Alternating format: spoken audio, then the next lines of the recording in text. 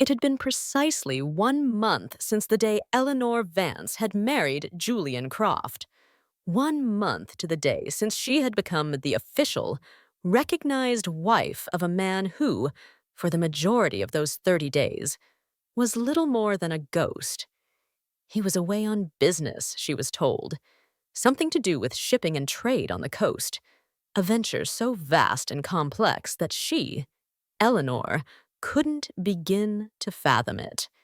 He was a phantom who left behind a gilded cage and the scent of expensive cologne on his pillows. This morning, Eleanor had gone to the market and returned with a pound of sweet potatoes, their skins a lovely deep garnet. She envisioned them boiled and steaming, eaten while still hot enough to burn her fingertips. There was no greater comfort. With the canvas tote of potatoes in one hand and a bouquet of white lilies, their fragrance a heady, almost intoxicating cloud around her, she stepped into the cavernous kitchen of the Croft Manor. The air was already alive with the low hum of the household staff.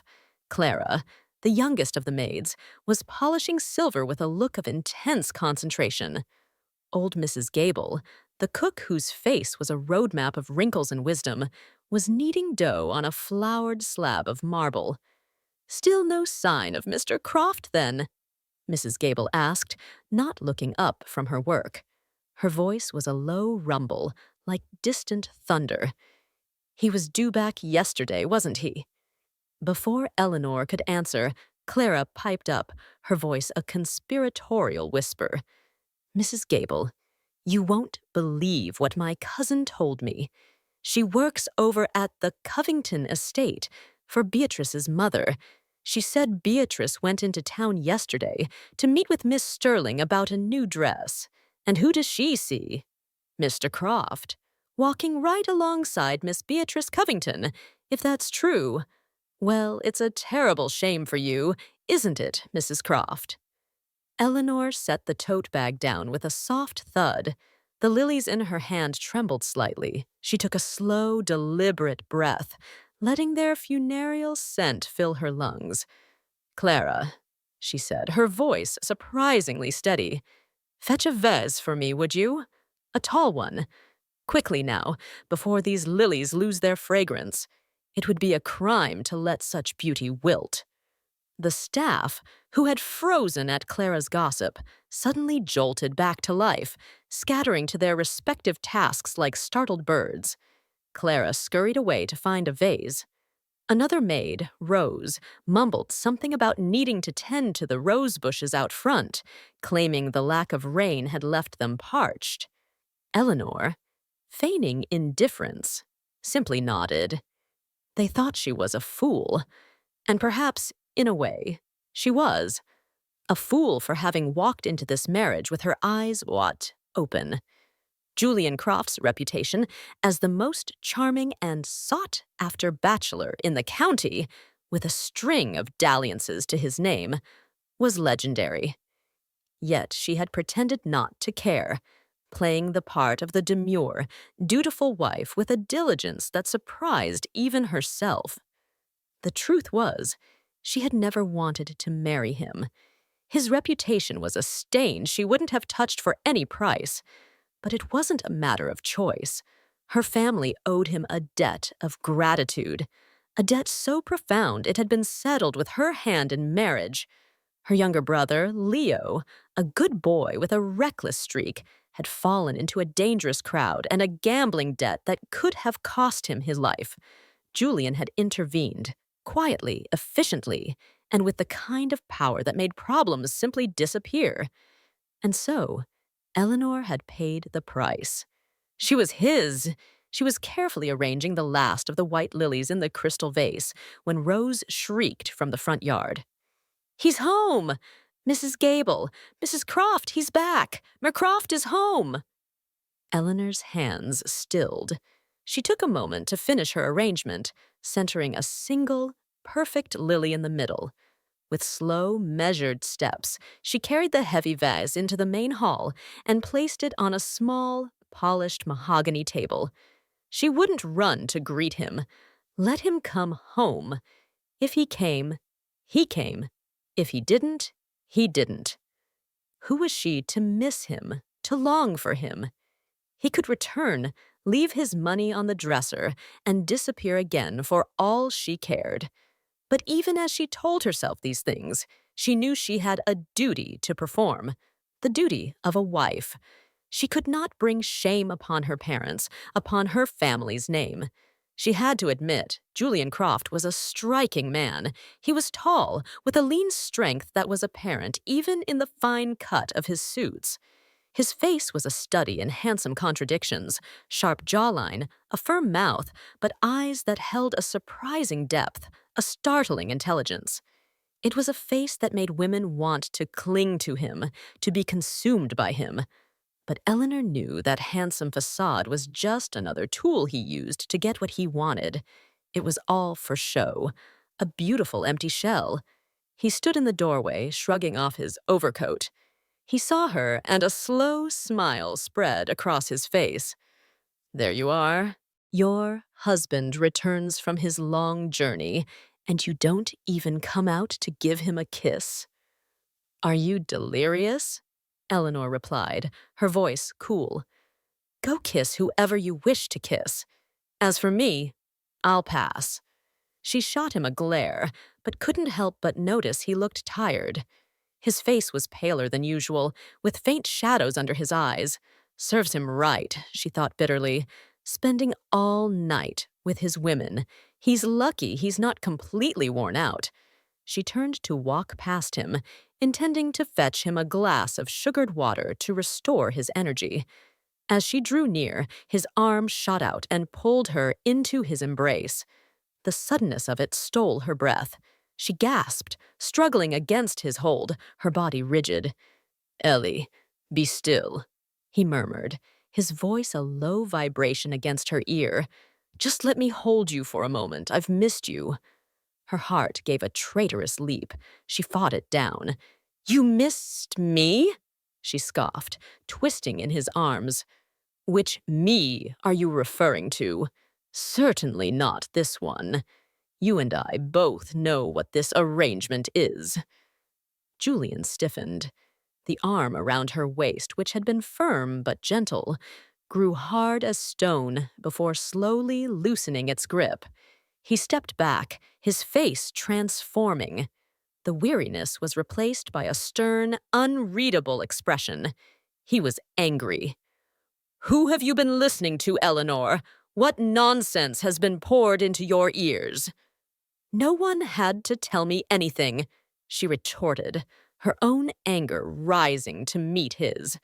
I say what I feel. If you don't like it, then send me home.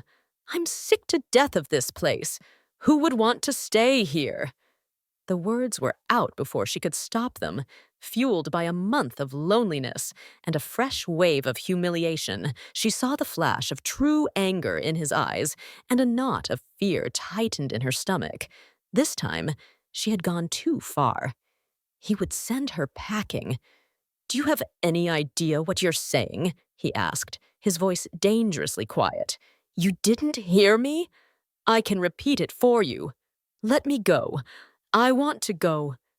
He didn't say another word. In one swift, powerful movement, he swept her off her feet. Eleanor shrieked, her protests lost as he carried her up the grand staircase and into their bedroom. He kicked the heavy oak door shut behind them and tossed her onto the enormous bed. The mattress was incredibly soft, a cloud of down and silk, as if he feared the cold, hard world might bruise whoever lay upon it. She landed with a soft bounce, her heart hammering against her ribs. He was on her in an instant, his body pressing her down. He was hard as granite, but burned with a feverish heat that seeped through her clothes, warming her own skin. He was truly furious. The hurt in his eyes was raw, the look of a man deeply in love who had just been scorned by a cruel woman. His voice, when he finally spoke, was a ragged whisper, full of a sorrow that stunned her. Ellie, do you love me? Do you trust me at all? She said nothing, simply stared up at him, her defiance momentarily forgotten. She wanted to believe him. God, how she wanted to. But she refused to be one of those foolish country wives who blindly trusted their husbands, only to have them bring home a string of mistresses. She would not be made a fool of. Her silence seemed to wound him further. He stared down at her, a strange mix of anger and longing in his gaze. He looked at her pale face, her slightly parted lips, her eyes wide with a mixture of fear and resentment. He looked at her, and suddenly, he saw something else. He saw a woman he found infuriatingly, irresistibly beautiful. He lowered his head, his movements slow, deliberate. He brushed his lips against hers, a fleeting, gentle kiss that tasted of anger and regret. Then he kissed her forehead. "You've been listening to gossip again, haven't you?" he murmured, his voice losing its hard edge. "I was on my way home yesterday. I stopped in town to buy you a few things. I happened to run into Beatrice Covington. She was just giving me her wedding invitation." Eleanor's mind went blank. Wedding? Beatrice is getting married? I haven't heard a word. Julian shifted, rolling onto his side beside her. He propped his head up on one strong arm, while the other came to rest on her hip. He gave it a light, possessive pat. "You're too busy getting jealous over nothing to hear the news." She had intended to lie there for only a moment, to collect herself before getting up to boil those sweet potatoes. But a profound sense of relief washed over her, light and buoyant. She forgave him. It wasn't love, not yet. But the explanation soothed a raw part of her soul she hadn't realized was so exposed. The warmth of his body next to hers was a comfort she had desperately missed. He began to gently rub her back, his large hand moving in slow, hypnotic circles. Before she knew it, her eyes drifted shut, and she fell asleep. And in that sleep, she dreamed. She dreamed of the past, of the day she had first truly met Julian Croft. Her family hadn't always been comfortable. The Vances had a respectable name, but little fortune to back it up. Eleanor had been educated through secondary school, a rare accomplishment for a girl of her station, but had to stop there so her younger brother, Leo, could continue his studies. It was the way of things. The neighbors would cluck their tongues and tell her, "A girl doesn't need all that book learning, Ellie. You'll just get married and raise children. It's a waste of money." She'd smile and nod, but inside, a quiet rebellion simmered. She loved to learn. Since coming to the Croft Manor, the only room that truly felt like a haven was Julian's library. It was vast, filled with books from floor to ceiling, and since he was always away, she had free rein. After leaving school, she'd helped her mother run the family's small drapery shop on the edge of town, on the main road that led to the wealthier estates. It was a modest business, built on years of her parents scrimping and saving. The fabrics weren't the finest. They catered mostly to the townspeople and farmers, but the prices were fair. "Since you started working the counter, Ellie," her mother often said with a twinkle in her eye, "we've had a surge in customers. All young men, strangely enough. Suddenly, every lad in the county needs to buy fabric for his mother." Eleanor would laugh, her cheeks flushing. "It's the quality of the new calico, Mother, that's all." She hadn't known then that among those young men was Julian Croft. He was 3 years her senior, the handsome, wealthy heir to the Croft fortune. She'd often seen his black motor car speed past the shop, kicking up a cloud of dust that settled on everything. But she had never met him. Not until that one day. The sun was gentle, the air cool and pleasant. She was dozing in a chair by the door when a voice startled her awake. It was a smooth, warm baritone with a lazy, charming quality that seemed to wrap around you. "Excuse me, miss. I'd like to buy some fabric." Eleanor's eyes snapped open, and there he was. He was even more handsome up close than she could have imagined. His eyebrows were dark and serious, but his eyes, a deep, thoughtful brown, were fixed on her with an unnerving intensity. His lips were finely shaped, almost more beautiful than a woman's. No wonder her friends swooned over him. "Good day, sir," she managed, scrambling to her feet. Are you looking for fabric?" That day, she lost all sense of composure. She chattered on excitedly, showing him this bolt of cotton, that roll of silk, forgetting completely that a man like Julian Croft had no need for her humble wares. He could have the finest textiles from London or Paris with a simple telegram. Yet, he seemed in no hurry. He lingered in her tiny shop for the better part of 2 hours, examining every fabric, asking her opinion, making her unroll new bolts from the back stock until her arms ached. Finally, he selected 5 rolls of their best linen. He called over the young man who always accompanied him to carry the goods to the car. As the boy struggled with 2 heavy rolls, Julian walked alongside Eleanor, who insisted on carrying one herself. The path was wide enough, but somehow he kept bumping into her. When she asked him what was wrong, he'd just smile and say the fabric was heavy, making him unsteady on his feet. A grown man like him, she thought, tall and strong, yet so delicate. At the car, as she handed him the last roll, his fingers closed over hers. It might have been an accident, but the warmth of his touch sent a jolt through her, and she felt her fanny burn. After stowing the fabric, he insisted on walking her back to the shop to pay, refusing her offer to settle the bill right there. He was a stickler for propriety, it seemed. He handed her a crisp $100 bill. It was far too much. "Sir, I don't have change for this," she stammered. "Keep it," he said with that easy smile, his eyes crinkling at the corners. He turned to leave. "Wait," she called out. "Wait here, please. I'll run home and get the change. I'll be right back." He paused, turned, and reached out to gently ruffle her hair. "Don't worry about it. Buy yourself some sweets. You need to grow a little." And with a wink, he added, "When you're all grown up, I'll come back to collect." She stood there, dumbfounded. By the time she recovered, his car was already disappearing down the road. Who gives a girl several dozen dollars to buy sweets? She could buy out the entire confectioner's shop with that kind of money. From that day on, she found herself watching the road, waiting for the glint of his black motor car, hoping he might stop in again. She longed to see his tall frame in her doorway, to meet those warm, attentive eyes. A year passed, then 2, then 3. She never saw him again. When she finally asked around, she learned he had gone abroad to study in France the year after their meeting. No one knew when or if he would ever return.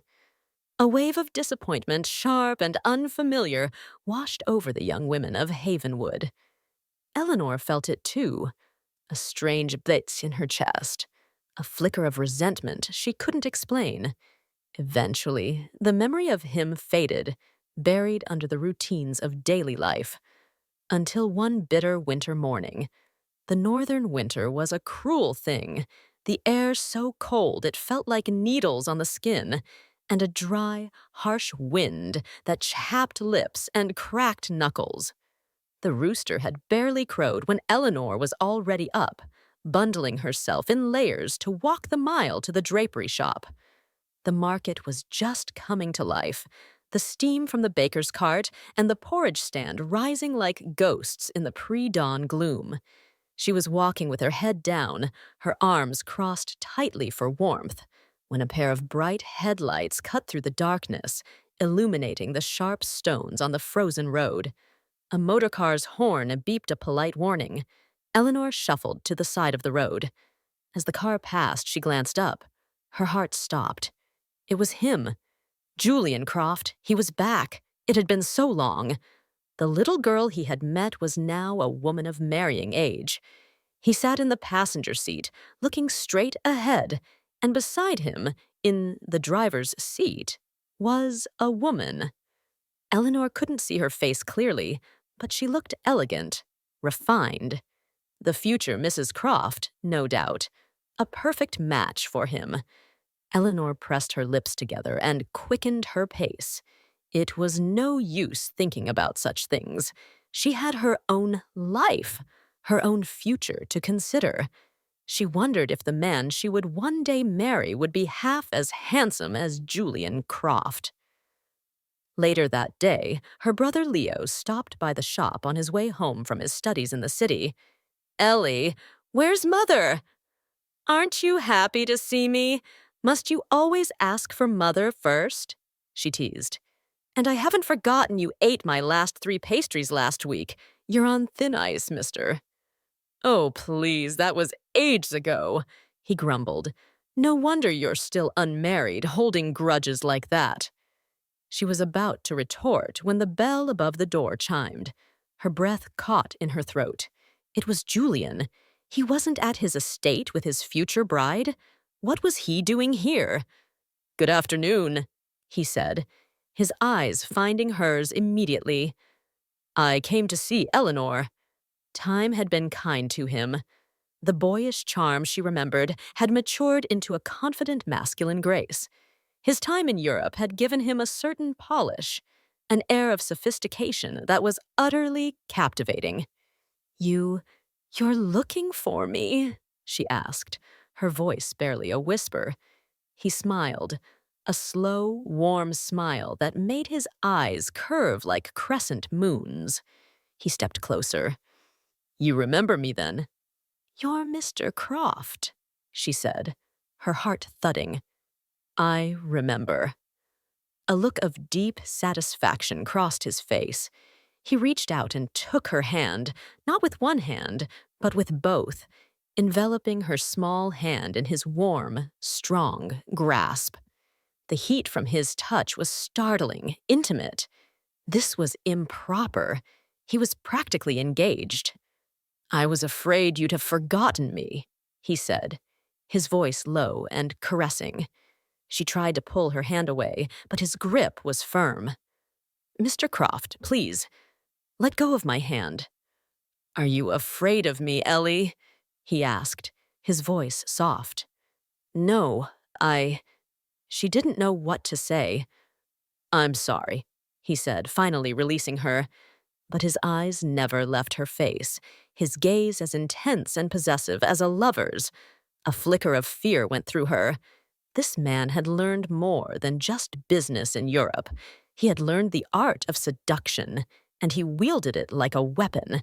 She turned and fled into the back room, her heart pounding.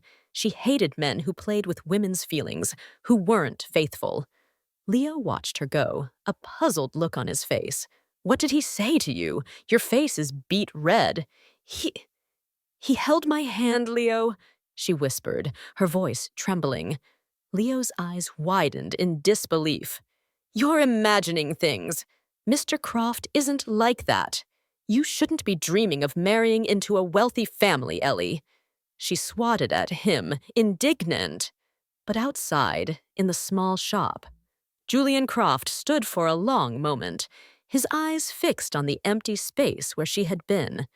A quiet, contemplative look settled on his handsome features before he turned and walked away. That evening, as Leo cycled her home, she broke the silence. "This morning, I saw him in his car. He was with a woman. I think it's his intended." Leo was quiet for a moment, then chuckled. "Well, it's normal for him to have a wife, isn't it? We should be glad he doesn't have 3 or 4 like his father." Eleanor fell silent. So he had someone. Then why had he come to see her? Why had he held her hand like that? Her mind was a whirlwind of confusion and a strange, unfamiliar ache that felt a lot like disappointment. Leo's admiration for Julian Croft was deeply rooted in their shared childhood, in the complex tapestry of Havenwood society. The wealthiest man in the county was Julian's father, Alistair Croft, a man often referred to as the Commodore, for the shipping empire he had built.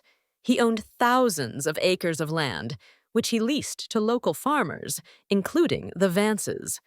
Julian was his only son, born to his first wife. But wealth was no shield against tragedy. Julian's mother had died not long after he was born, and in the years that followed, the Commodore had taken 3 more wives. None of them, however, had produced another heir. The town whispered it was a curse, a punishment for the Commodore's early years of ruthless ambition and miserliness. Whether it was divine retribution or simple biology, the result was the same. The entire Croft legacy rested on Julian's shoulders.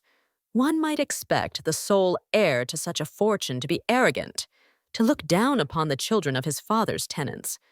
But Julian was different. He never lorded his status over anyone.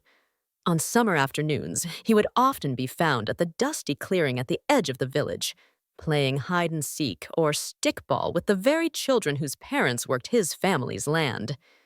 Eleanor was 12 then, and Leo was 10.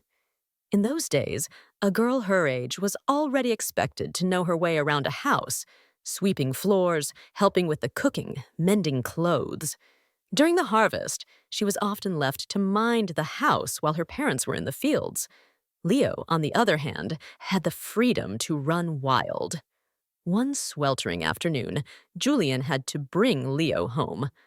Her brother was a sight to behold, covered head to toe in mud, his face and mouth so stained it looked like he'd been eating dirt.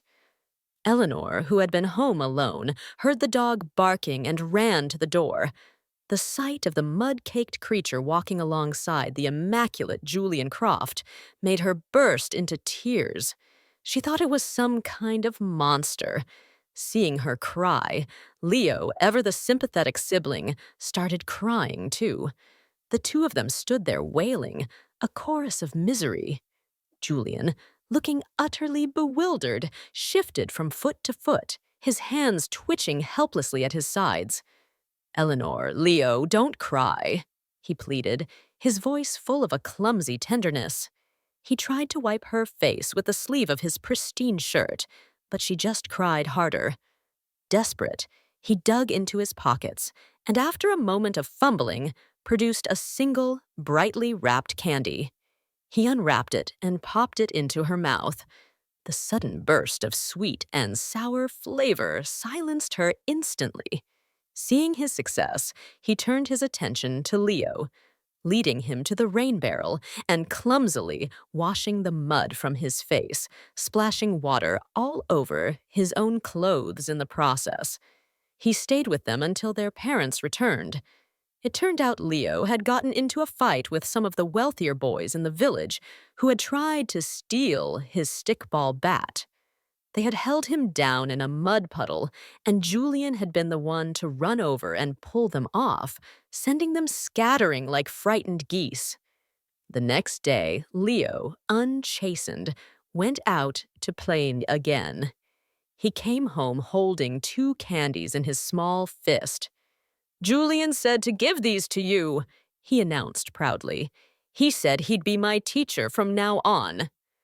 "Does he give you candy every time he teaches you something?" Eleanor asked. Her curiosity piqued. "No," Leo said with the profound seriousness of a 10-year-old. "He only gives them to people he likes." A small, thoughtful frown creased Eleanor's brow. "Leo," she said, "tell Julian I want him to be my teacher too, and if he gives me candy, I'll share it with you." From that day on, Leo became Julian's devoted shadow, and Eleanor's childhood heart held a secret, special place for the kind, handsome boy who gave out candy. That respect and affection never faded, even as they grew older and their worlds drifted apart. The morning after Julian's visit to the shop, Eleanor was up before the sun, wrapping herself in a thick woolen shawl against the biting cold. As she stepped out of the house, she saw it. Julian's black motor car parked at the turn in the road. It was so early. Where could he be going? He saw her, stopped the car, and rolled down the window. A puff of warm air escaped into the frigid morning. "Eleanor, heading to the shop? Let me give you a ride." His voice was a warm invitation in the cold air, but her eyes were drawn to the figure in the passenger seat, the same elegant woman from the day before. The woman looked her up and down with a cool, appraising gaze. The nerve of him, inviting another girl into his car right in front of his fiancée. "No, thank you, Mr. Croft," Eleanor said, her voice stiffer than she intended. "I can walk. It's not far." "Don't be silly. It's freezing. Get in." He sounded so earnest, so insistent, that for a moment she was tempted. But then she caught the other woman's smirk. "I'm not going alone," she lied, her mind racing. Just then, she saw a familiar figure on a bicycle approaching. "Ah, Henry, wait for me." She gave Julian a curt nod and ran towards the bicycle, flagging down a bewildered Henry Turner. She hopped onto the back rack before he could protest, nearly sending them both toppling over. "To the market, Henry, and step on it." Henry, a kind, sturdy young man from a neighboring farm, glanced back at her, then at the idling luxury car a few yards away. He saw the look on Julian's face, a thunderous glower that could curdle milk. "Ellie, what did you do now?" he hissed, pedaling furiously. "You're 19, but you still act like a hoyden." He tried to pull over to let the car pass, but it simply followed them at a snail's pace, a sleek black predator stalking its prey. Eleanor felt a prickle of unease run down her spine. What was wrong with him today? He was supposed to be taking his lady friend into the city, not crawling along behind her like this. The bizarre procession continued all the way to the market. The moment Henry's bicycle stopped, Eleanor leaped off and hurried into her shop, not daring to look back. The car finally sped away. She spent the rest of the day in a state of anxious agitation. She half expected Julian to show up again, and her prediction, unfortunately, was correct. Just as she was thinking of closing up, she saw his car returning from the city. She ducked into the back room, hoping he would see the shop was empty and leave. But he didn't. He called her name a few times, and when she didn't answer, he simply took the wooden stool she kept by the door, sat down, and waited. As if he were the shopkeeper himself, this man was infuriatingly persistent. Her mother arrived a short while later, humming a cheerful tune, carrying a bag of apples she'd bought for a bargain. She stopped short when she saw Julian Croft sitting so patiently outside her shop, his posture impossibly elegant even on the rickety old stool. He was staring out at the road, a look of thoughtful longing on his face. "Mr. Croft!" her mother exclaimed. "What a pleasant surprise." "Good afternoon, Mrs. Vance," he said, standing politely. "I was hoping to have a word with Eleanor." "Oh, that girl," her mother said, glancing around. "She must have stepped out. Is it urgent? I can give her a message when she returns." "No, it's nothing urgent," he said, his eyes lingering on the empty doorway. "I'll stop by another time. Good day, Mrs. Vance." He left, and Eleanor emerged from her hiding place. Her mother just smiled knowingly. She was no fool. She could read the look in a young man's eyes, and the look in Julian Croft's eyes had been one of unmistakable yearning. But she would let the young people sort out their own affairs. Eleanor stayed at the shop until dusk, then packed up to go home. All the way back, she kept glancing over her shoulder, half expecting to see his tall figure or the dark shape of his car. She wouldn't let his dark, complicated charm draw her in. She didn't want to be a second wife, a mistress, another conquest for the wealthy Julian Croft. If fate intended for two people to be together, they would find their way to each other.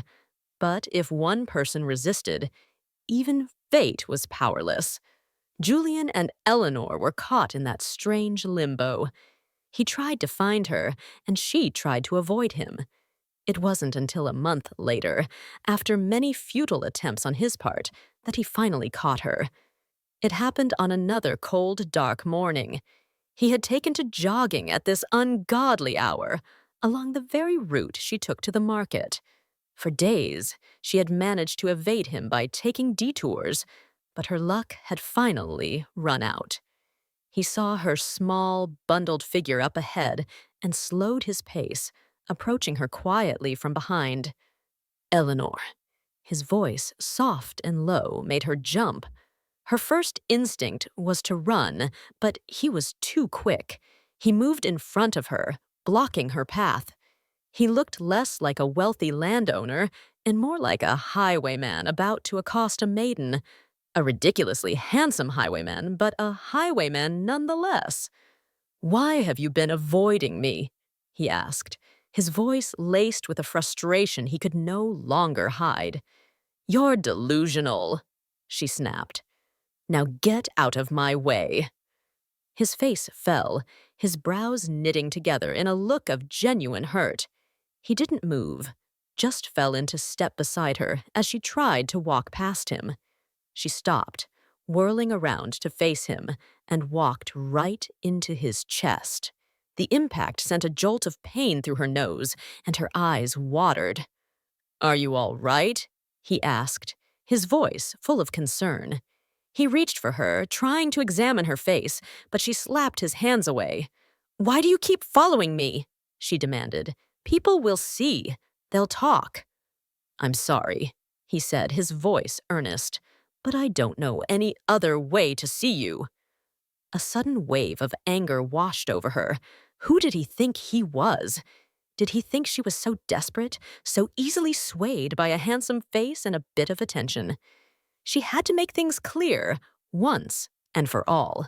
"Mr. Croft," she said, her voice sharp and clear. "Let me be frank. We are not friends. We are not family. We are barely acquaintances. So please, stop this. You are ruining my reputation." His eyes widened in surprise. "Eleanor, do you hate me?" If only he weren't so charming, so involved with another woman. If only he were simple and honest. "Yes," she lied, the word tasting like ash in her mouth. "I do.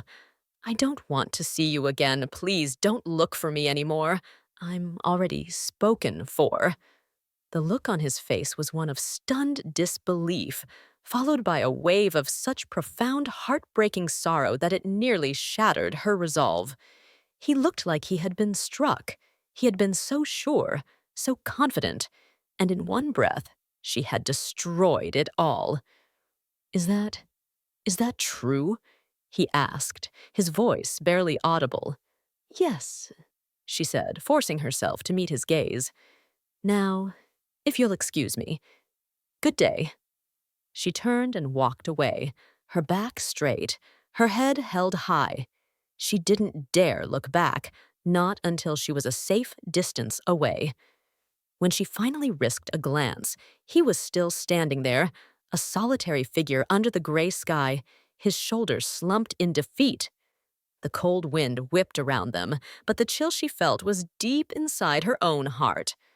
"Life is too short," she thought, "for such misery." Had she done the right thing? A part of her, a foolish, romantic part, had been moved by his persistence, by the tenderness in his eyes. But another, more practical part of her knew the truth. In their world, a man like Julian Croft did not marry a girl like Eleanor Vance. And if he did, it would not be for love. She would rather marry a simple farmer and work alongside him in the fields to be his one and only than be a forgotten wife in a rich man's mansion.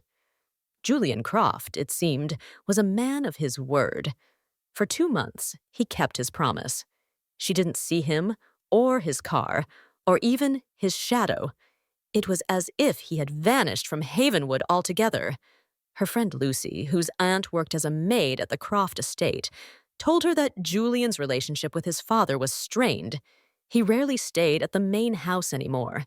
He had his own fortune from his mother's side and his own ventures, and he had a grand house in the city where he now lived.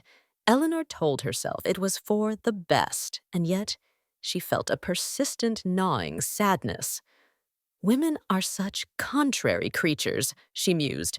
When he pursued her, she pushed him away. Now that he was gone, she found herself missing his presence, his infuriating, captivating presence.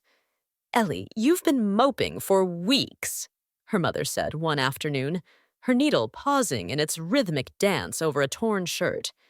Who is it? Who's broken your heart? Eleanor, propped on a stool by the shop door, chin in hand, sighed a long, weary sigh. No one, Mother. I don't even want to get married. Don't say such things, her mother chided gently. You don't want to end up a bitter old spinster like Martha Pringle, do you? Another sigh escaped her. It was then that Lucy burst into the shop, her cheeks flushed with excitement. Ellie, you have to come into the city with me this afternoon. Lucy was a whirlwind of energy, dressed in a vibrant pink dress that seemed to defy the dreary winter day. The newspaper office is selling off old issues for next to nothing. You love books and papers, don't you? It'll be a treasure trove. The mere mention of books was enough to dispel Eleanor's gloom. Her face lit up. Really? Let me ask Mother. I'll be ready in a flash. Her mother, seeing the spark of life return to her daughter's eyes, readily agreed. A trip to the city might be just what she needed. By early afternoon, Eleanor, dressed in her best woolen skirt and coat, was waiting for Lucy. Lucy soon arrived, not alone, but with two young men in tow, laughing and chatting as if they'd known them for years. Ellie, come meet my friends, Lucy said, linking her arm through Eleanor's. They were traveling by a horse-drawn carriage, a common mode of transport for those who couldn't afford a motor car. This is Mr. Miller and Mr. Baxter. Gentlemen, this is my dearest friend, Eleanor Vance. Mr. Miller was a large, imposing man with a somewhat brutish face. Mr. Baxter, on the other hand, was quiet and seemed kind. Eleanor felt a flicker of apprehension. She nodded a polite greeting, but her heart wasn't in it. Her interest in charming young men had waned considerably of late. They clambered into the carriage. Let's get some coffee first, Mr. Miller suggested, his eyes lingering on Eleanor. My treat. Then we can take you ladies wherever you wish to go. Coffee sounds lovely, Lucy exclaimed. You've never had city coffee, have you, Ellie? It's divine. As long as we get to the newspaper office afterwards, Eleanor stipulated. Mr. Miller's eyes met Mr. Baxter's over the girls' heads. What do you think of her? Miller murmured, so low Eleanor almost didn't hear. The pretty one. She's beautiful, Baxter replied, his voice full of awe.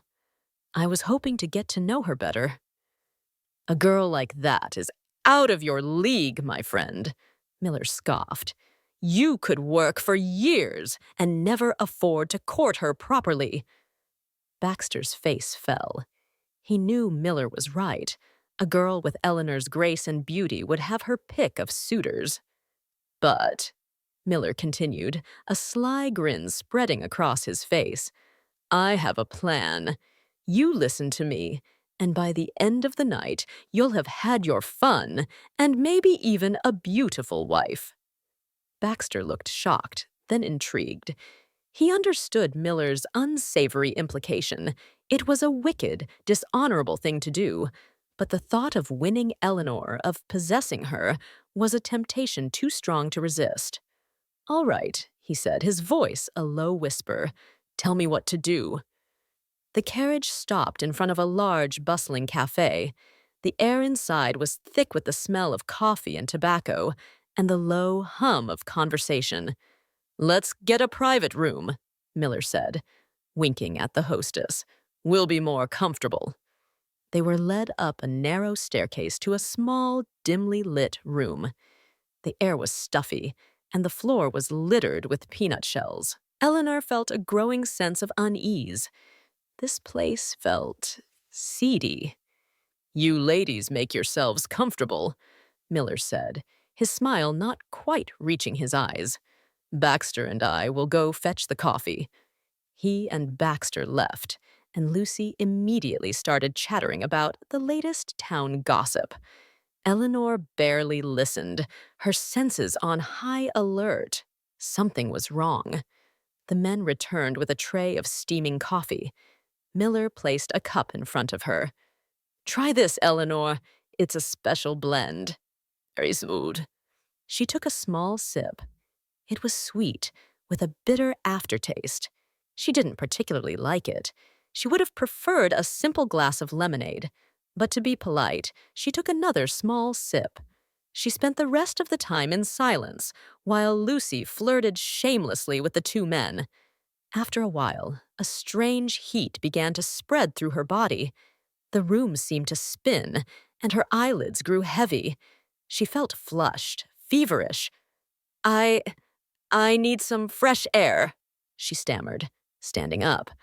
"I'll be right back." She stumbled out of the room, her legs unsteady. She needed to splash some water on her face, to clear her head. The world was tilting around her. She somehow made it to the front door of the cafe and staggered out into the street. The cool air did little to help. She was going to be sick. Or worse, she was going to faint.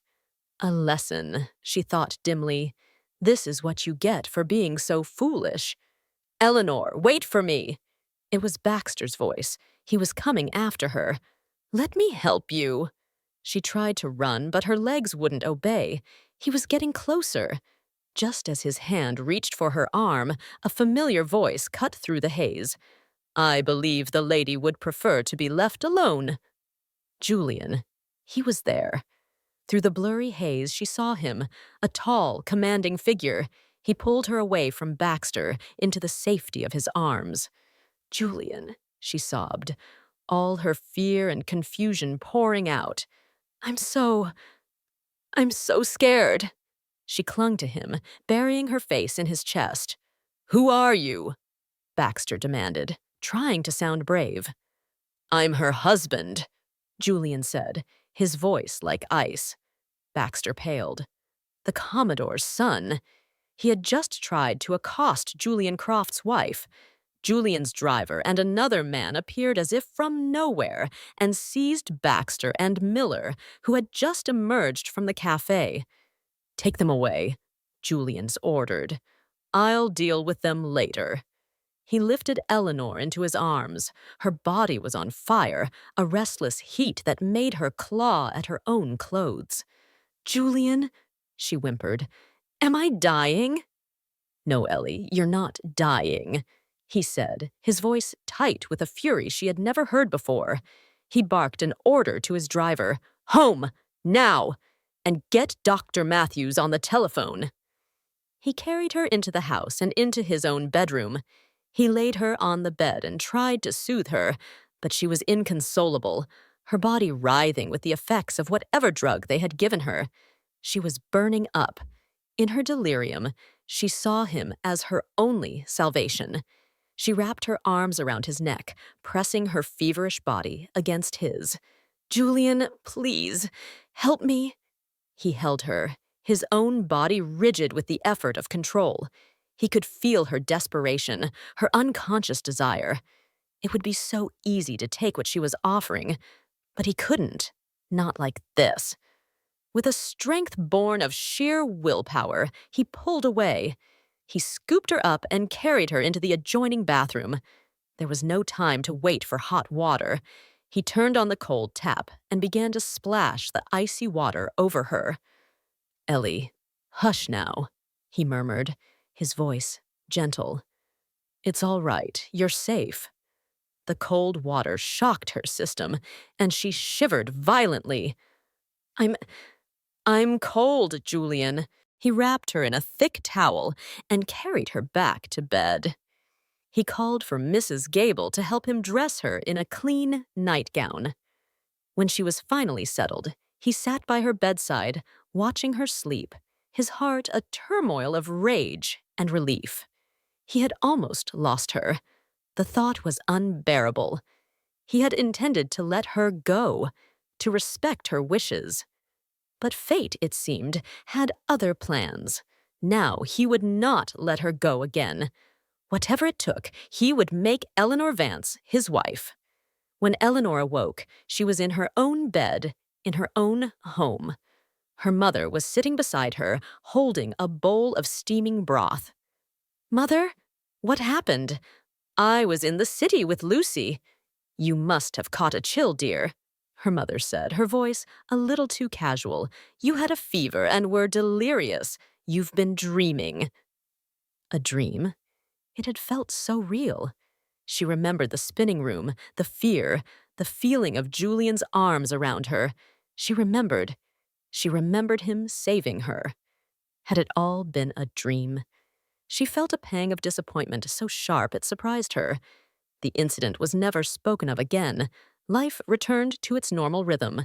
But 2 months later, a wedding was announced in Havenwood.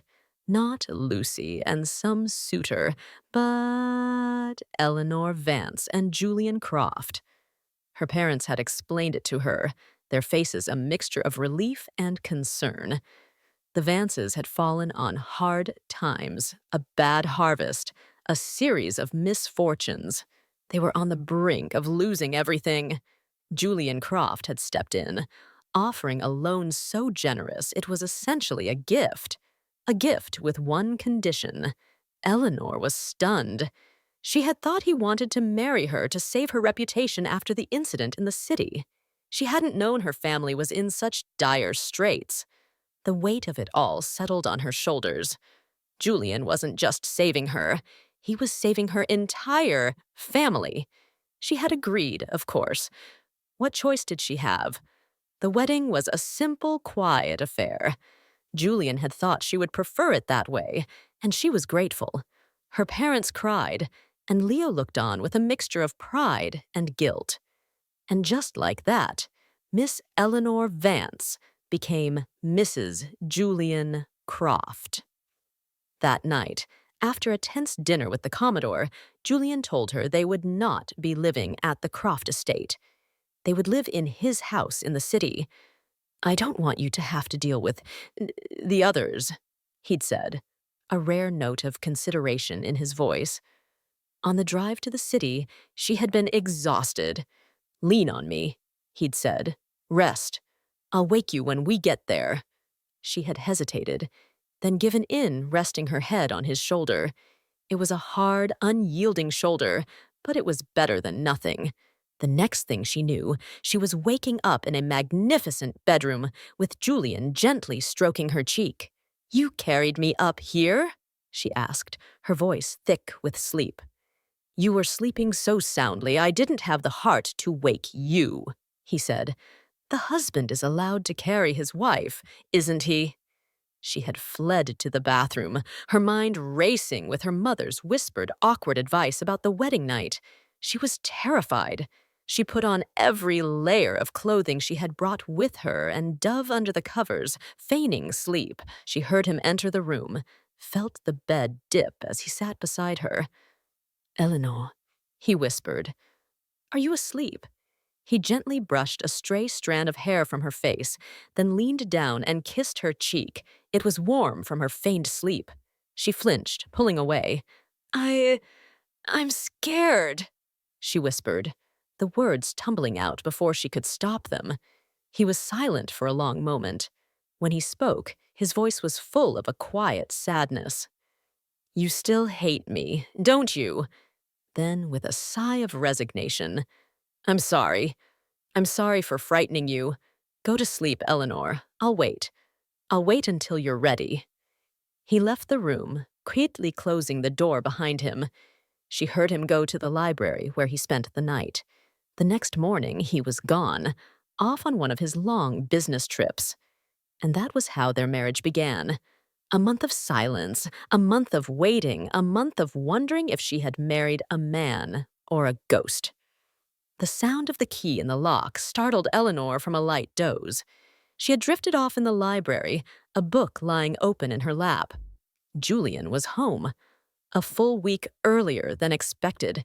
She heard his footsteps in the hall, the low murmur of his voice as he spoke to Mrs. Gable. Her heart, that treacherous organ, began to beat a little faster. She stayed where she was, pretending to be engrossed in her book. Let him come to her. He entered the library, and the scent of the crisp autumn air and expensive wool clung to him.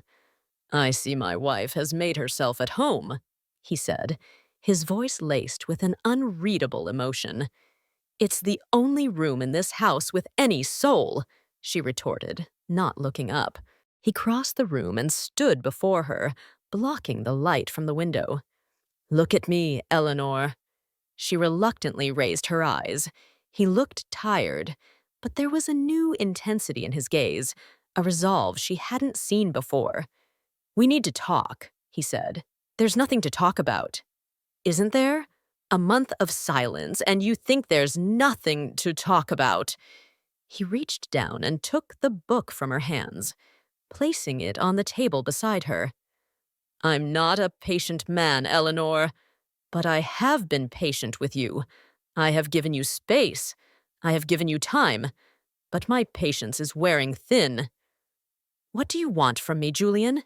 she asked, her voice trembling slightly. "You have your wife. You have your respectable marriage. What more could you possibly want?" "I want you," he said, his voice a low, dangerous to growl. "I want my wife. Not this cold, frightened stranger." He pulled her to her feet, his hands gripping her upper arms. "I know you're afraid. I know this isn't what you wanted. But this is our reality now. And I will not live like this, in the same house, sleeping in separate rooms, living as strangers." "And what about Beatrice Covington?" she blurted out, the name like poison on her tongue. He looked genuinely confused. "What about her? I told you she's getting married." "Is she? Or was that just another convenient lie to placate your foolish little country wife?" The anger flashed in his eyes again, hot and swift. "You think so little of me? You think I would lie about something so trivial?" "I don't know what to think," she cried, her control finally snapping. "You disappear for weeks on end. I hear rumors. I'm left here alone in this mausoleum. What am I supposed to think?" "You're supposed to trust me," he thundered, his grip tightening. "You're supposed to be my wife." "I am your wife in name only," she shot back. "A debt paid, a transaction completed." The words hung in the air between them, ugly and irrevocable.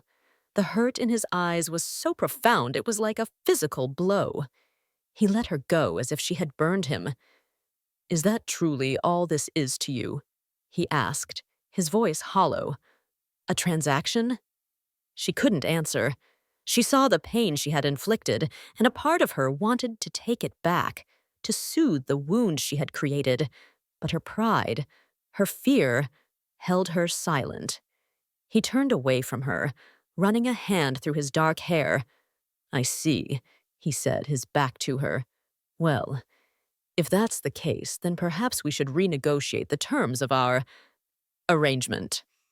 He turned back to face her, his face a cold, hard mask. "You will perform your duties as my wife, Eleanor. You will accompany me to social functions. You will be a gracious hostess, and you will share my bed. In return, your family will continue to be provided for, and you will have all the comforts this house can offer. Is that clear?" It was a declaration of war, a cold, calculated bargain. And in that moment, she hated him. She hated him for his power, for his wealth, for his ability to control her life with such effortless cruelty. "And if I refuse?" she asked, her voice barely a whisper. A ghost of a smile touched his lips, a smile devoid of any warmth. "You won't," he said. "You're too smart to refuse. You know what's at stake." He was right, of course. She couldn't refuse, not without destroying her family. She was trapped, a beautiful bird in a gilded cage. That night, she lay rigid in their enormous bed, waiting for him. When he finally came to bed, he didn't touch her. He simply lay beside her, a chasm of cold silence between them. But she could feel his presence, the heat of his body, the tension that radiated from him. The next few weeks were a living hell. She played her part, smiling and nodding at his business associates, pouring tea for his guests. A perfect porcelain doll of a wife. But at night, the silence in their bedroom was a suffocating weight. He never touched her, but his presence was a constant, unnerving reminder of their cold, bitter truce. The breaking point came at the annual Croft Christmas Ball. It was a lavish affair. The entire county's elite gathered in the grand ballroom of the Croft estate. Eleanor, dressed in a gown of emerald green silk that had cost more than her family's shop earned in a year, felt like an imposter. Beatrice Covington was there, of course, clinging to the arm of her bland, wealthy fiancé. But her eyes, whenever they met Eleanor's, were full of a triumphant malice. She took every opportunity to corner Julian, to touch his arm, to whisper in his ear, her laughter a high tinkling sound that grated on Eleanor's nerves. Later in the evening, Eleanor found herself on the terrace, seeking a moment of respite from the suffocating heat of the ballroom. She was staring out at the moonlit, snow-covered gardens when Beatrice appeared beside her.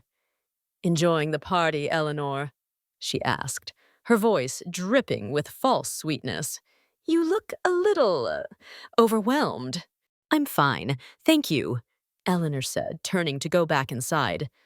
"Oh, don't rush off," Beatrice said, placing a hand on her arm. "I just wanted to offer you some friendly advice. You see, a man like Julian, he requires a certain kind of woman, a woman of substance, of breeding, a woman who understands his world. I do hope you're not in over your head." The condescension in her voice was infuriating. "I think I can manage," Eleanor said, her voice tight. "Can you?" Beatrice laughed, a brittle, unpleasant sound. "Because from where I'm standing, you look like a frightened little mouse who stumbled into a lion's den. Julian may be amusing himself with you for now, but he'll soon tire of your rustic charms. And when he does, I'll be here to pick up the pieces." Something inside Eleanor snapped. The weeks of humiliation, of silent suffering, of simmering rage, all boiled over. "You are a vile, manipulative creature," she said, her voice low and just shaking with fury. "You think you can have him? You think your money and your name make you worthy of him? You're not worthy to clean his shoes." Beatrice's face paled, then flushed with anger. "How dare you!" she shrieked. She raised her hand to slap Eleanor, but in her rage, she stumbled on the hem of her own gown. She lurched forward, her arms flailing, and tumbled down the short flight of stone steps that led to the garden. There was a sickening thud, followed by a cry of pain. People came running from the ballroom, Julian among them.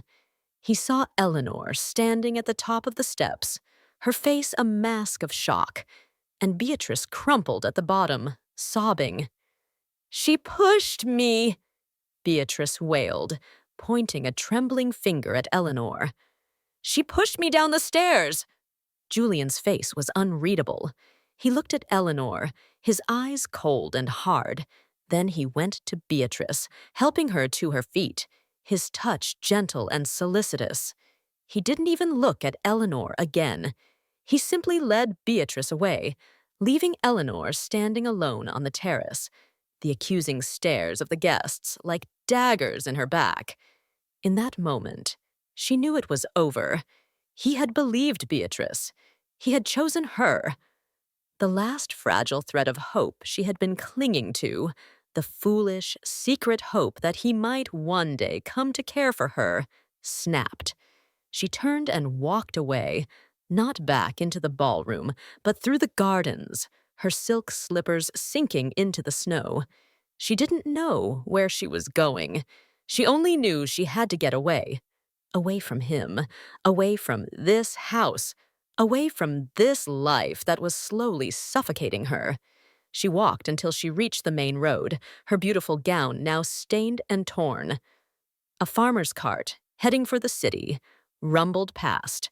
Without a second thought, she hailed it. The driver, a kind-faced old man, looked at her in surprise, but helped her up. As the cart pulled away, she looked back at the Croft estate, its windows blazing with light, a beacon of a life that was no longer hers. She felt a profound, aching sense of loss, but also a flicker of something else, a flicker of freedom. She was leaving, and she would never, ever go back. Boston was a world away from Havenwood. It was a cacophony of sounds and smells, a whirlwind of motion that both terrified and exhilarated Eleanor. She arrived with nothing but the clothes on her back and the few dollars she had in her pocket, the last remnants of the money Julian had given her so long ago. She found a room in a boarding house for women, a clean, respectable place run by a stern but fair-faced widow. She spent the first few days in a daze, wandering the city streets, a ghost among the living. The pain of Julian's betrayal was a raw, open wound. But as the days turned into weeks, a new resolve began to take root. She would not be a victim. She would not let him destroy her. She would build a new life for herself, a life that was hers and hers alone. She needed a job. But what could she do? She had no skills, no experience, save for a secondary school education and a knack for selling fabric. She answered advertisement after advertisement, only to be turned away time and again. She was too refined for a factory girl, too inexperienced for a shop assistant, too something. One rainy afternoon, discouraged and soaked to the bone, she took shelter in a small bookstore. The smell of old paper and leather was a comfort. She was browsing the shelves when a young woman with a bright, intelligent face and a cascade of fiery red hair approached her. "Can I help you find something?"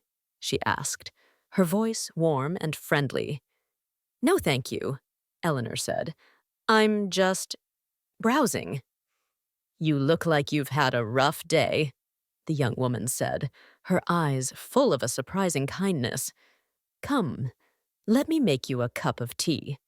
Her name was Iris, and she was a journalist for a progressive women's magazine called The New Woman. They sat in the back room of the bookstore, sipping tea, and before Eleanor knew it, she was pouring out her story. Not the whole story, of course. She left out the part about Julian and the marriage. She simply said she was from a small town, that she had come to the city to make a new start. Iris listened with a sympathetic ear. "It's not easy for a woman on her own," she said. "But you seem like a strong person, Eleanor, and you're intelligent. I can tell by the way you speak." "I don't feel very strong or intelligent right now," Eleanor admitted. "Nonsense," Iris said with a wave of her hand. "What you need is an opportunity, and I think I might have one for you." The magazine, she explained, was looking for an assistant, someone to help with correspondence, with organizing manuscripts, with the 1,001 small tasks that went into putting out a weekly publication. It wasn't glamorous, and the pay was modest, but it was a start. Eleanor's heart leaped with a hope she hadn't felt in months. "Oh, I don't know if I'm qualified." "Of course you are," Iris said. "You can read and write, can't you? And you have a good head on your shoulders. That's more than I can say for half the people I work with. Come by the office tomorrow. I'll introduce you to our editor-in-chief, Mr. Davies." Mr. Davies was a kind, scholarly man in his late 40s, with a gentle smile and eyes that seemed to see right through you. He interviewed Eleanor, and to her astonishment, he offered her the job on the spot. "Iris speaks very highly of you," he said, "and I have a good feeling about you, Miss Vance. Welcome to the new woman." Eleanor felt like she was walking on air. She had a job. She had a purpose. She had a future. The work was demanding, but she threw herself into it with a fierce determination. She learned quickly, and her natural intelligence and quiet efficiency soon made her an invaluable member of the staff. Mr. Davies, in particular, seemed to take a special interest in her, guiding her, encouraging her, giving her more and more responsibility. She began to write small pieces for the magazine, reviews of books and plays, articles about the challenges facing women in the modern world. Her writing was clear, insightful, and full of a quiet passions that resonated with their readers. She and Iris became fast friends, two independent women and navigating the treacherous waters of a man's world. For the first time in her life, Eleanor felt a sense of belonging, of camaraderie. She was no longer just Eleanor Vance from Havenwood or Mrs. Julian Croft, the decorative wife. She was Eleanor Vance, a writer, a career woman, a new woman. Mr. Davies began to invite her to dinner, to the theater, to literary gatherings. He was a perfect gentleman, and his companionship was a balm to her wounded soul. He was everything Julian was not: kind, gentle, supportive, respectful. She knew he was beginning to have feelings for her, feelings that went beyond that of an employer or a mentor. And a part of her, a small, frightened part, was tempted to reciprocate. A life with a man like Mr. Davies would be safe, comfortable, predictable. He would never hurt her, never betray her. He would cherish her. It was everything she had once thought she wanted. But her heart, that stubborn, foolish organ, remained stubbornly silent. Whenever she was with Mr. Davies, whenever she looked into his kind, intelligent eyes, she saw another face, another pair of eyes, dark and intense, and full of a fire that both terrified and thrilled her. She tried to push the memory of Julian away, to bury it under the weight of her new life. But he was always there, a ghost at the periphery of her thoughts, a dull, persistent ache in her heart. One evening, after a particularly pleasant dinner with Mr. Davies, he walked her back to her boarding house. He took her hand, his touch gentle. "Eleanor," he said, his voice soft, "I care for you a great deal, more than I should, perhaps. I know you've been hurt. I don't know the details, and I won't ask, but I want you to know that I would never hurt you. I would spend the rest of my life making you happy if you would let me." He was offering her everything. A good, kind, decent man was offering her his heart. She should have been overjoyed. She should have said yes, but she couldn't. "Mr. Davies," she said, her voice choked with an emotion she couldn't name, "you are the kindest man I have ever known, but I can't. I'm sorry." He looked disappointed, but not surprised. He nodded, a sad smile on his face. "I understand," he said. Perhaps one day." He squeezed her hand, then turned and walked away. She watched him go, a wave of guilt and regret washing over her. She had just turned away a good man, a man who loved her, all because of a ghost she couldn't seem to exorcise from her heart. She went up to her small room and sat by the window, looking out at the city lights. She had come so far. She had built a new life for herself. She was strong, she was independent, but she was still not free. She was still chained to the memory of a man she was supposed to hate, a man who had broken her heart, a man she still, God help her, loved. The Croft Manor felt like a tomb. Julian moved through its silent, opulent rooms like a ghost, the silence amplifying the roaring emptiness in his own soul. Eleanor was gone. The thought was a physical pain, a constant crushing weight in his chest. For the first few days after she left, he had been consumed by a cold, hard rage. How dare she? How dare she run away, leaving him to face the fallout of her reckless actions? He had been furious with her stubborn pride, with her refusal to trust him. But as the days turned into weeks, the anger faded, replaced by a gnawing, desperate ache. The house was empty without her. The library, once his sanctuary, now felt cold and lifeless. Her scent, a faint, lingering fragrance of lilies and fresh linen, seemed to haunt every room. He found himself wandering into their bedroom, touching the things she had left behind: a book, a scarf, a half-empty bottle of perfume. He had sent men to look for her, of course. His resources were vast, his reach long. But it was as if she had vanished from the face of the earth. He knew she had gone to the city, but Boston was a vast, anonymous place. She could be anywhere. The incident with Beatrice had been a disaster. She had not been seriously injured, just a few bruises and a sprained ankle.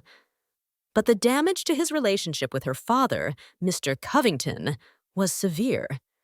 Covington was a proud, powerful man, and he was furious. He saw Eleanor's actions as a public humiliation, an insult to his family's honor. Julian had tried to explain, to make amends, but his heart wasn't in it. He couldn't bring himself to apologize for Eleanor, not really. A part of him, a fierce, protective part, secretly applauded her actions.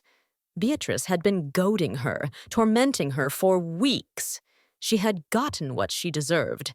The final confrontation with Covington had been brutal.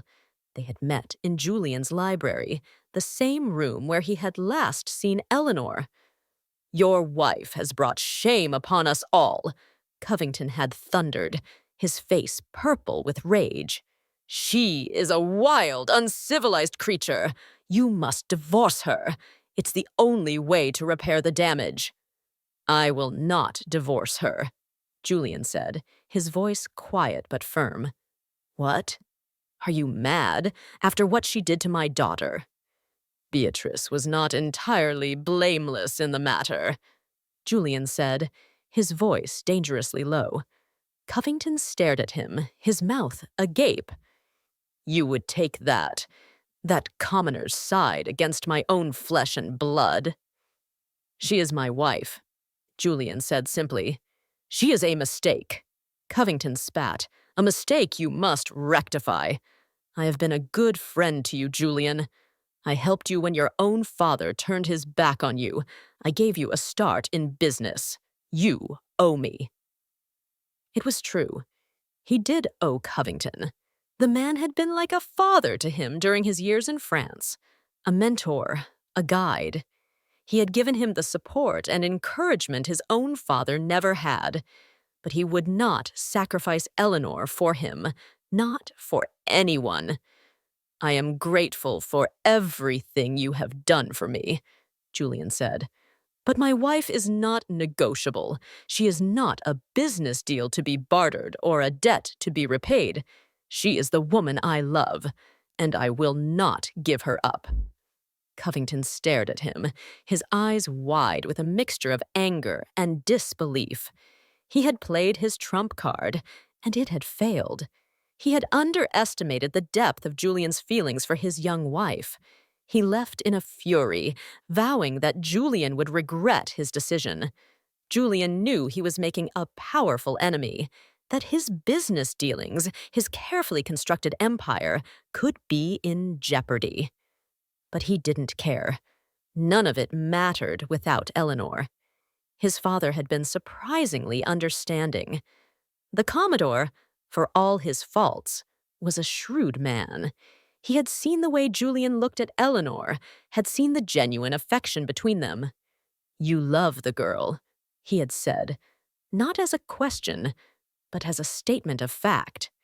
Yes, Julian admitted. Then go and get her, the Commodore said. A man is nothing without the woman he loves. I learned that lesson too late. Don't make the same mistake I did. It was the most fatherly advice he had ever received from the man, and it was all the encouragement he needed. He had to find her. He had to make her understand.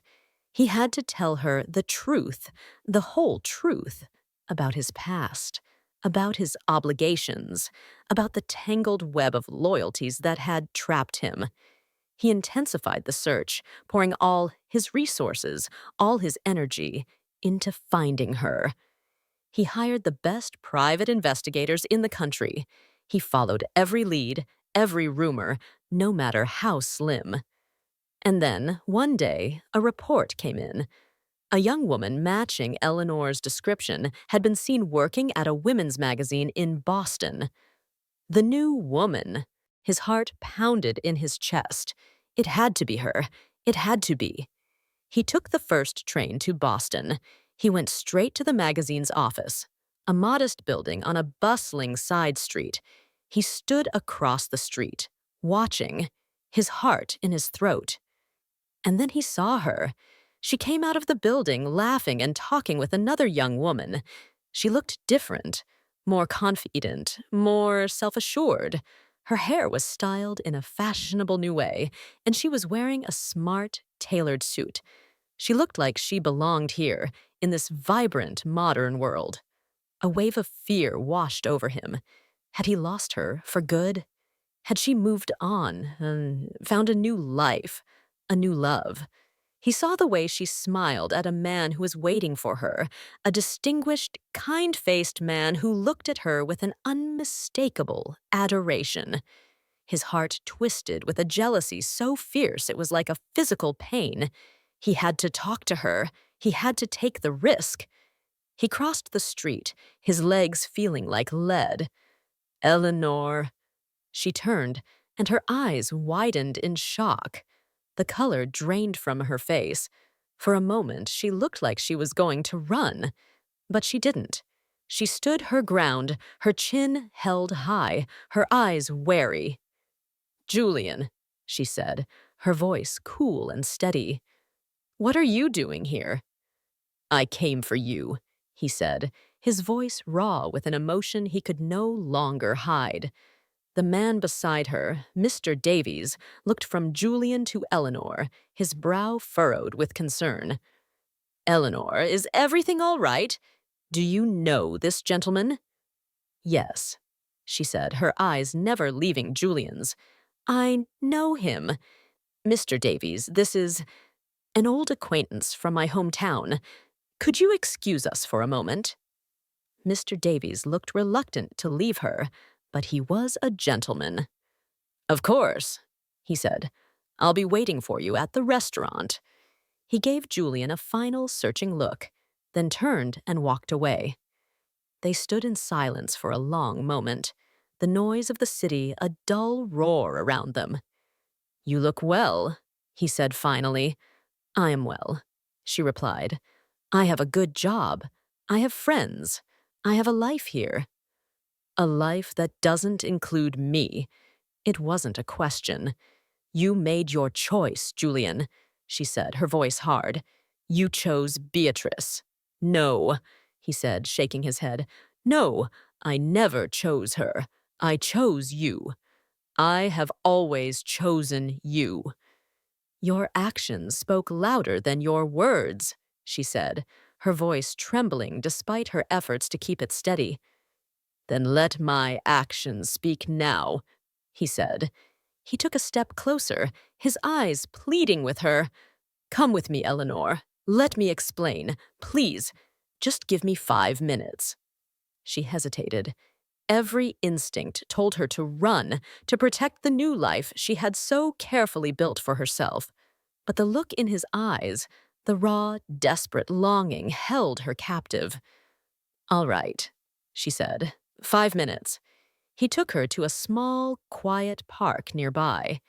They sat on a bench, a respectable distance between them.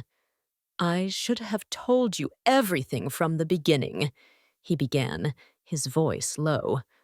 But I was a coward and a fool. He told her everything, and about his mother, about his father's cruelty, about his lonely, loveless childhood. He told her about Mr. Covington, about the debt of gratitude he owed him, a debt that had felt like a chain around his neck. I was trying to protect you, he said. I didn't want you to be caught up in the ugliness of my family, of my past. I thought I could keep you separate, keep you safe, but I was wrong. I only ended up hurting you, and for that, I will never forgive myself. He looked at her, his eyes full of a pain that mirrored her own. When I saw you standing on that terrace, and Beatrice at the bottom of the steps, I didn't believe her, not for a second. I knew she was lying, but I was trapped. Her father was there, my father was there.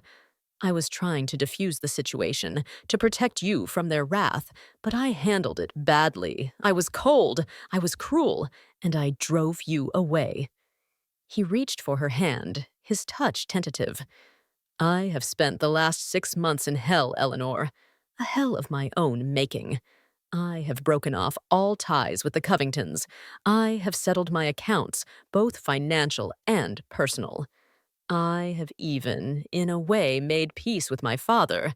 I have done all of this for you because none of it, the money, the power, the business, none of it means anything without you.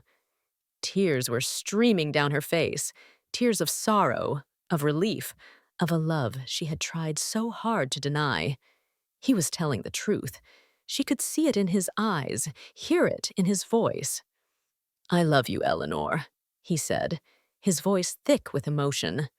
I have loved you since you were a fiery, stubborn girl who sold me fabric you knew I didn't need. I loved you when you were a frightened, reluctant bride. And I love you now, a strong, brilliant woman who has built a life for herself without me. I love you more than I can say. And I am begging you, please, come home. She looked at him, at this proud, powerful man who was laying his heart at her feet. She saw the vulnerability in his eyes, the fear of rejection, and she knew in that moment that she could not live without him. Oh, Julian, she whispered, her voice breaking. She threw her arms around his neck and held him tight, her tears soaking his shoulder. I love you too. I've never stopped loving you. He held her as if he would never let her go, his body shaking with relief. He kissed her then, a deep, passionate kiss full of all the pain and longing and love that had been unspoken for so long. It was a kiss of forgiveness, of reconciliation, of a new beginning. They returned to Havenwood, not as a conqueror and his prize, but as equals, as partners. The Croft Manor was no longer a gilded cage, but a home, filled with the warmth of their love. Eleanor did not give up her writing. She continued to contribute to the new woman, her voice growing stronger, more confident, with each article she wrote. Julian watched her, his heart full of a pride and love so profound it sometimes took his breath away. She was his wife, his partner, his equal in every way. One evening, they were sitting in the library, a fire crackling in the hearth, a gentle snow falling outside. Eleanor was curled up in his lap, her head resting on his shoulder. Julian, she said, her voice a soft murmur. Yes, my love. I was thinking, she said, a shy smile playing on her lips. This house is so big. It feels a little empty. He smiled, pulling her closer. And what do you propose we do about that? She looked up at him, her eyes shining with a love that was as deep and vast as the winter sky. I was thinking, she whispered, that it might be nice to hear the sound of little feet running down these halls. He kissed her, a long, slow, tender kiss that promised a future full of a happiness they had both fought so hard to find. They had been through the fire, and they had emerged stronger, their love tempered and true. They had found their way back to each other, and they would never let go again. The end.